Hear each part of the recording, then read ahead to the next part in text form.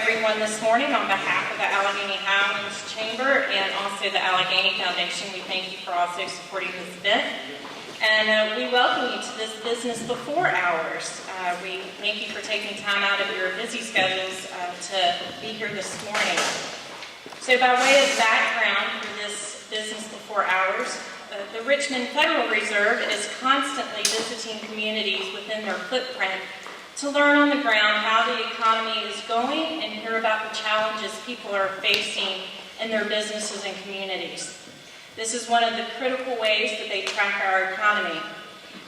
During the last day and a half, they have spent time getting to know our businesses and hearing about conditions like demand momentum, price pressure, and labor availability, and also your experiences about doing business in the Allegheny Highlands in general. So we appreciate all those who have met with the Federal Reserve here in the last day. We appreciate your time in doing that. We are privileged to have with us this morning Tom Barkin. He is the President and CEO of the Federal Reserve Bank of Richmond. He has held this position since 2018. Tom serves on the Fed's Chief Monetary Policy Body, the Federal Open Market Committee, and is also responsible for bank supervision and the Federal Reserve's technology organization. He is on the ground continually in the Fed's 5th District, which covers South Carolina, North Carolina, Virginia, D.C., West Virginia, and Maryland. His engagement in the region has brought real attention to areas facing economic challenges. Prior to joining the Richmond Fed, Tom was a senior partner and CFO at McKinsey Company, a worldwide management consulting firm, where he also oversaw McKinsey's offices in the southern United States. So Tom earned his bachelor's, MBA, and law degrees from Harvard University. So just welcome Tom and his crew here this morning, and we thank you so much for joining us.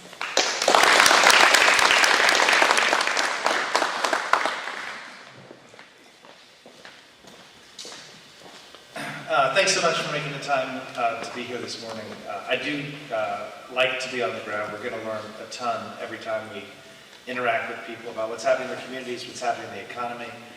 And normally when I show up and speak at one of these chamber things, I look around and I see a bunch of people I don't know. But after 24 hours here, I actually feel like everybody in the room I know, which is pretty impressive. Also a little scary because the last people you want questions from are your family. So I'll talk a little bit about the economy. I'll give you my views. These are only my views, not those of anybody else in the Federal Reserve System. And then I will open it up to questions. And I really like questions. So anything that's on your mind, put it out there, and I'll answer what I can.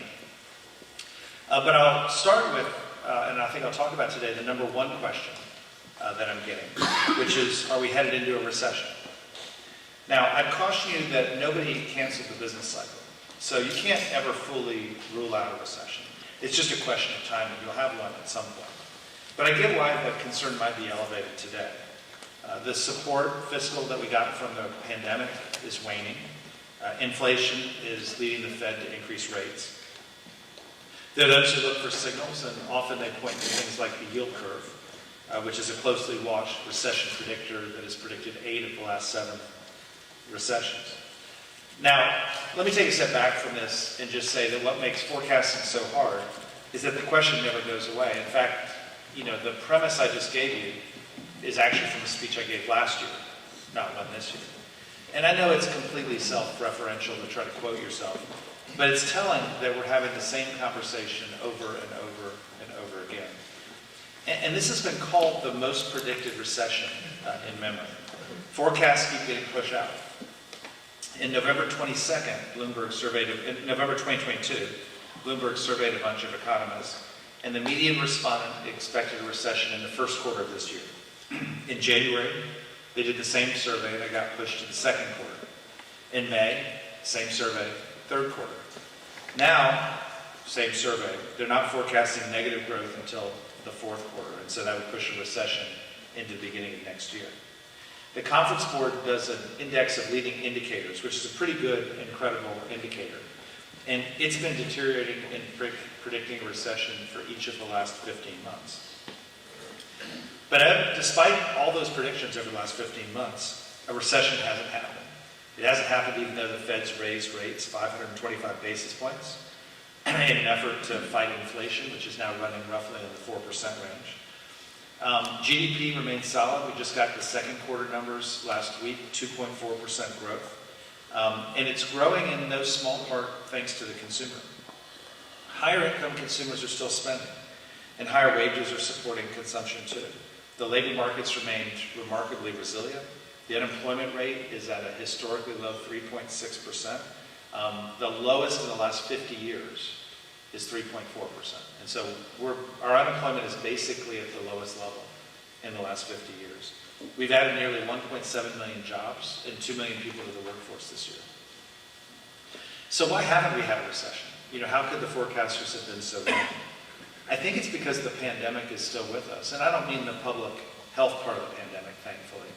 But I mean the economic dislocation that was unleashed when the pandemic happened.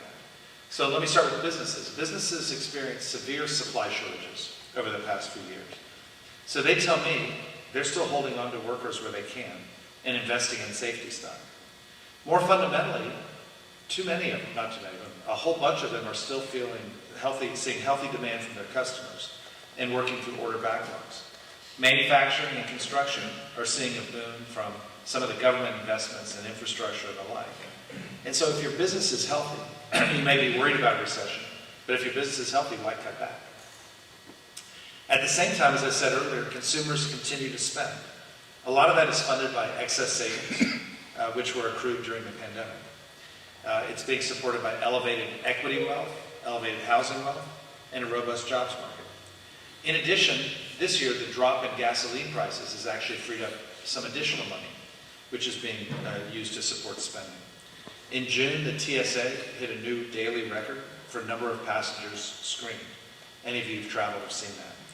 Barbie grossed $162 million in the first week. Taylor Swift is on a $1 billion tour.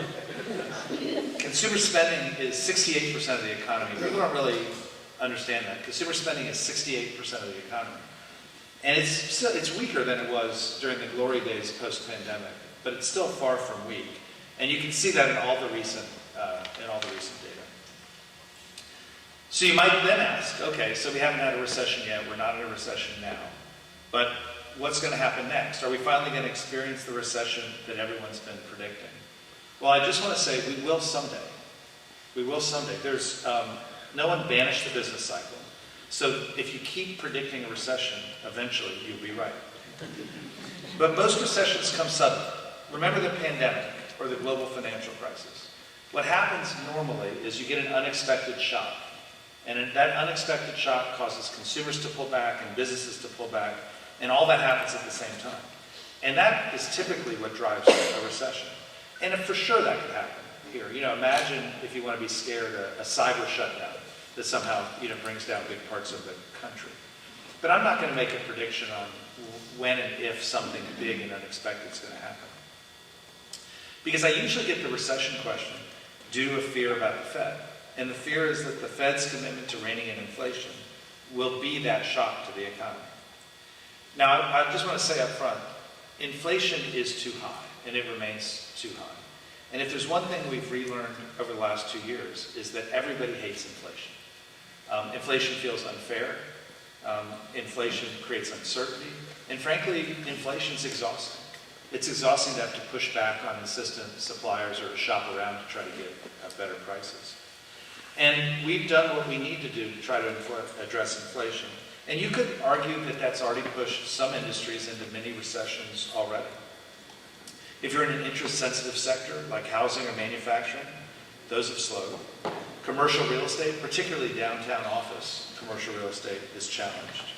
Banks have experienced turmoil this year and are facing margin pressures. And those who have lower incomes are trading down. And so you do see slowing spending in that segment as their savings are drawn down. And for sure, you should expect further slowing on the horizon. A number of the pandemic-era support programs, think the student loan pause, are eroding.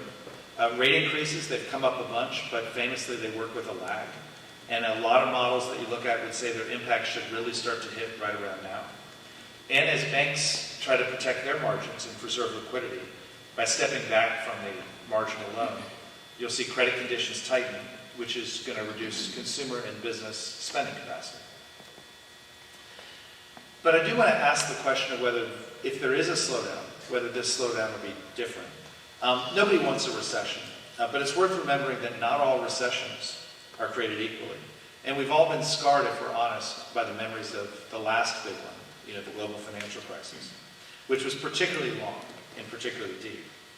And as I talk to firms, I hear reasons to believe that even if a recession is going to occur this time, it might be less severe. I'll talk about 3 of them. First is it could cause less dislocation in the labor market. When you think of a slowdown, you naturally think of 2008. And in 2008, the poster children for a recession were the manufacturing workers. Think the construction workers. Think the guy laid off from an auto plant in the Midwest. But those are the workers actually here in most demand today. People are short in manufacturing. People are short in construction. And then if you think about those last into the workforce, people are short in hotels. People are short in restaurants. If you look at major large company layoff announcements that have been in the papers lately, they really look disproportionately targeted on administrative functions, not on frontline functions. CVS announced one 2 days ago that was just like that. And these professionals support an overhead, may have a lower propensity to file for unemployment, be unemployed for shorter periods, and often can leverage backup savings to bridge their consumption. Unemployment for those with a college degree runs at just 2%. So it may have less trauma in the labor market. It also may get mitigated by latent demand. And the simplest way to think about that is houses and cars. Because houses and cars became expensive during the pandemic and hard to find. But should the economy weaken and supply open up, I suspect there are a number of buyers out there who deferred purchases of cars or houses over the last few years that would have the financial wherewithal to spend. And then finally, we've been talking about a recession for a long time, but it's worth thinking about how all that talk could affect the cost of a recession were we to have one. The businesses I talked to planned last year for a recession, and they're planning this year for a recession.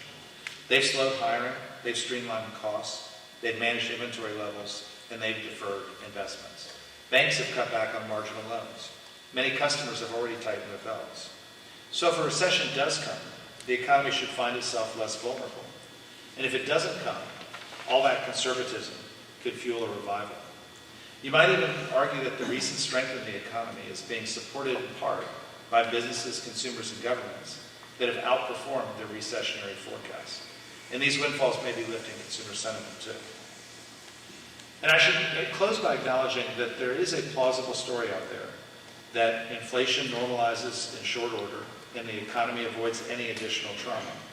There's a lot of talk over the last few weeks about the potential for what's often called a soft landing. Certainly last month's inflation read was a good one, and I hope it's a sign.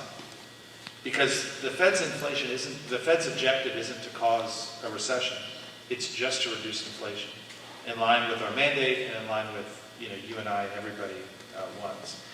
If there's one thing we learned in the 70s, it's that if you don't get inflation under control, it comes back even stronger. So with that, let me say I hope you'll have me back next year. If you do, I want to give the exact same speech about how everyone predicts a recession, but the economy is resilient enough. And I promise I'll quote myself yet one more time. And so with that, let me open up to any questions, input, comments. I really do appreciate time with you and any ideas you have about what we could be doing differently or better.